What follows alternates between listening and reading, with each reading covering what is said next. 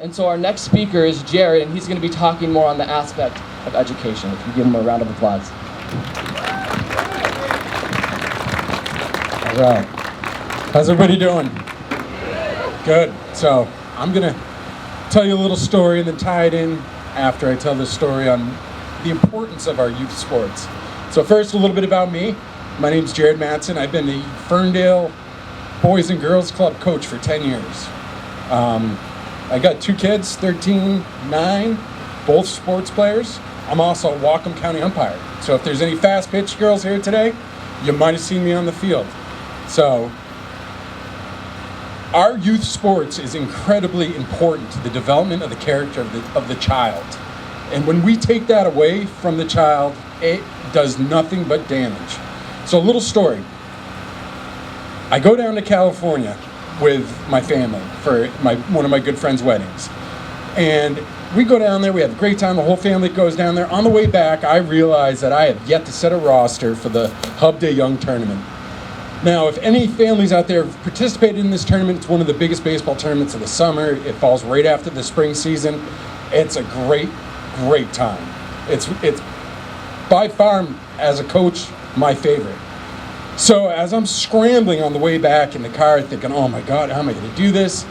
I don't even know if my team can play. I start calling my players. I get 5 of my team players from the spring to say I can do it. I'm like, oh, that's not enough to field it. I get 3 more pulled in from past teams in the year. That gives me 8 players. Now these kids are at an age where there's 10 fielders. There's the 4 outfielder set. And so I'm like, oh man, this is going to be a challenge. But why not? You know, I got 8 kids that want to play ball. Why back out? Why not try to compete against 10 other kids on the field? So 8 of us go in. And, you know, of course, instantly the kids are not stupid. They recognize, they're like, Coach, yeah, we're kind of missing some players. And I'm like, yeah, you know, it'll be fine. It'll be fine. Let's see what we can do. First game, we win it. My kids are amped. Second game, we win it. My kids are pumped. Third game against Baker, which Baker is a very tough team, we win. Now I got 8 kids that went from here, like, oh my God, I can't do this, to here. Like, we got this. Confidence by far, what sports puts into our children. It's huge. It's gigantic. It's one of the biggest things that we have for our children, to be able to develop that skill in them. And we've taken it away. We've let the government take it away, is really what it comes down to. And we didn't win the championship tournament. We didn't. We went up against Baker again. They played a great game, and we ran out of time. That's what it came down to. We didn't get destroyed. We competed. Just ran out of time. But I still had those 8 kids. Now, you can take a loss during the regular season, and those kids will hang their heads a little bit. You know, we lost. You take a loss at the championship game when there's only 8 of you and there should have been 10 on the field, and those kids are still flying high. They still had that confidence. We cannot remove this from our children anymore. It's about the children, right? It's not about us. It was great as a coach. I mean, I felt the same thing they did. But we can't continue to damage our children in the aspect of not allowing them to participate in sports. But I mean, it's okay if we watch NFL on the TV, right? I mean, it's all right if they're playing, but not our kids. You know, these guys are supposed to know how to behave as adults. They've already got it figured out, supposedly. Our kids don't. Sports brings valuable lessons to our children that we cannot replace with being inside the walls of our home on a daily basis, staring at a screen with digital kids on the other side. It's not going to happen.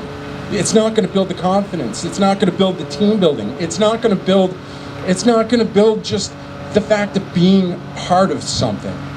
Okay, because being part of a computer screen is not something. That's something we can do at any time.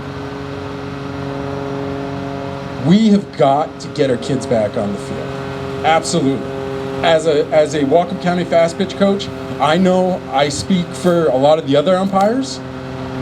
Whatcom County umpire. Speak for that. We dearly miss those girls in that game.